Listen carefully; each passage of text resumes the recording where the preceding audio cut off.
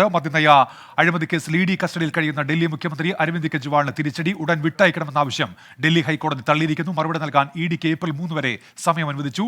ബൽറാം നെടുങ്ങാടി ഡൽഹിയിൽ നിന്ന്. ബൽറാം, ഒട്ടേറെ വാദങ്ങൾ അതിൽ പ്രധാനപ്പെട്ടവ ഉന്നയിക്കുമെന്നായിരുന്നുവല്ലോ കോടതി പറഞ്ഞത്. അപ്പോൾ ഈ മുന്നോട്ട് വെച്ച വാദങ്ങളെല്ലാം തള്ളിക്കൊണ്ടാണ് ഇപ്പോഴത്തെ ഈ ഉത്തരവ് ബൽറാം. ഉന്മേഷ്, മുഖ്യമന്ത്രി അരവിന്ദ് കെജ്രിവാളിന് ഡൽഹി ഹൈക്കോടതിയിൽ നിന്നും ഉടനടി ആശ്വാസം ലഭിച്ചില്ല. അദ്ദേഹത്തിന്റെ ആവശ്യം കോടതി അംഗീകരിച്ചിട്ടില്ല.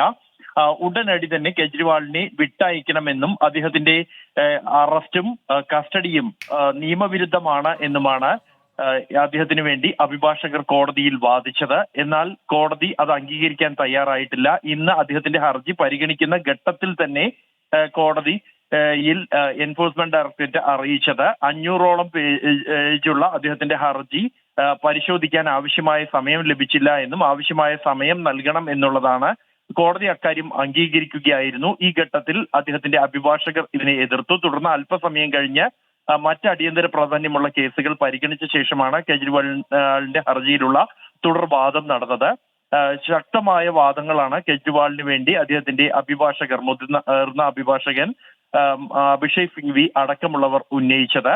കെജ്രിവാളിന്റെ അറസ്റ്റ് അത് ഒരു രാഷ്ട്രീയ പ്രേരിതമായ നടപടിയാണ് എന്നും തെരഞ്ഞെടുപ്പ് പെരുമാറ്റച്ചട്ടം നിലനിൽക്കുന്ന സാഹചര്യത്തിലാണ് അദ്ദേഹത്തിന്റെ അറസ്റ്റ് ഉണ്ടായത് എന്നും അദ്ദേഹത്തിന്റെ പ്രചരണത്തിന് ഉൾപ്പെടെ അദ്ദേഹം ഇറങ്ങുന്നത് തടയാൻ ലക്ഷ്യം വെച്ചുള്ള നടപടിയാണ് എന്നും ഉടൻ തന്നെ കെജ്രിവാളിനെ വിട്ടയക്കണം എന്നുമാണ് ആവശ്യപ്പെട്ടത്. എന്നാൽ എൻഫോഴ്സ്മെന്റ് ഡയറക്ടറേറ്റിന്റെ കൂടുതൽ സമയം വേണം എന്ന ആവശ്യം എൻഫോഴ്സ്മെന്റ് ഡയറക്ടറേറ്റ് 3 ആഴ്ചത്തെ സമയമാണ് ആവശ്യപ്പെട്ടത്. അത് പൂർണ്ണമായും അംഗീകരിച്ചിട്ടില്ലെങ്കിൽ പോലും 7 ദിവസത്തെ സമയമാണ് ഇഡിക്ക് മറുപടി നൽകാൻ കോടതി നൽകിയിരിക്കുന്നത്. തുടർന്ന് ഈ ഏപ്രിൽ 3-ന് ഈ ഹർജി, കെജ്രിവാളിന്റെ ഹർജി വീണ്ടും പരിഗണിക്കും. ആ ഘട്ടത്തിൽ ആ സമയത്തേക്കും ഇഡി കോടതിയിൽ കെജ്രിവാളിന്റെ ഈ അപേക്ഷയിൽ മറുപടി നൽകേണ്ടതുണ്ട്. എന്തായാലും കെജ്രിവാളിനെ സംബന്ധിച്ചിടത്തോളം ഉടൻ വിട്ടയക്കണമെന്നും അറസ്റ്റ് നിയമവിരുദ്ധമാണ് എന്നുമുള്ള അപേക്ഷ കോടതി പരിഗണിച്ചിട്ടില്ല എന്ന് തന്നെയാണ് വ്യക്തമാക്കുന്നത്. ഇഡിക്ക് ഒരാഴ്ചത്തെ സമയം അനുവദിച്ചിരിക്കുകയാണ് കോടതി.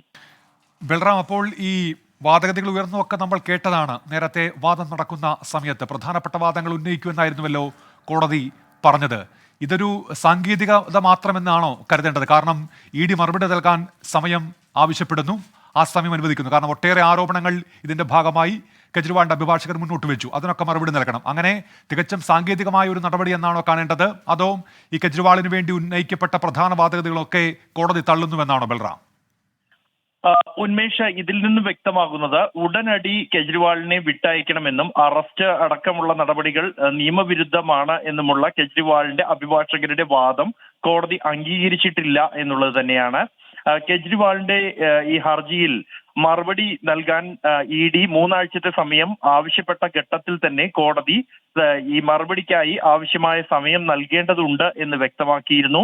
എന്നാൽ ആ ഘട്ടത്തിലാണ് കെജ്രിവാളിന്റെ തുടർവാദം കേട്ടില്ലെങ്കിൽ അദ്ദേഹത്തിന് അപരിഹാര്യമായ നഷ്ടങ്ങൾ ഉണ്ടാകും എന്ന് അഭിഭാഷകർ അറിയിച്ചത്. തുടർന്നാണ് മറ്റ് ഏറ്റവും പ്രധാനപ്പെട്ട അദ്ദേഹത്തിന്റെ വാദങ്ങൾ മാത്രം ഉന്നയിക്കാനുള്ള അവസരം കോടതി നൽകിയത്. തുടർന്ന് ആ വാദഗതികൾ ഉന്നയിക്കുകയായിരുന്നു അദ്ദേഹത്തിന്റെ അഭിഭാഷകർ. അതിൽ രാഷ്ട്രീയ പ്രേരിതമാണ് ഈ നടപടി എന്നുള്ളത് തന്നെയാണ് പ്രധാനമായും ചൂണ്ടിക്കാണിച്ചത്. തെരഞ്ഞെടുപ്പ് കാലത്ത് അറസ്റ്റ് നടന്ന നടപടിയെ അടക്കം ചൂണ്ടിക്കാണിച്ചുകൊണ്ടാണ് കെജ്രിവാളിനെ ഉടൻ വിട്ടയക്കണമെന്ന ആവശ്യം ഉന്നയിച്ചത്. എന്നാൽ അത് കോടതി അംഗീകരിച്ചിട്ടില്ല എന്നത് തന്നെയാണ് വ്യക്തമാകുന്നത്. ഉന്മേഷ്, മദ്യനയ അഴിമതി കേസിൽ ഡൽഹി മുഖ്യമന്ത്രി അരവിന്ദ് കെജ്രിവാളിന് അടിയന്തര ആശ്വാസമില്ല, ഉടൻ വിട്ടയക്കണം എന്നുള്ള ആവശ്യം ഡൽഹി ഹൈക്കോടതി അംഗീകരിച്ചില്ല. ബൽറാം നെടുങ്ങാടി വിശദാംശങ്ങൾ നൽകുകയായിരുന്നു.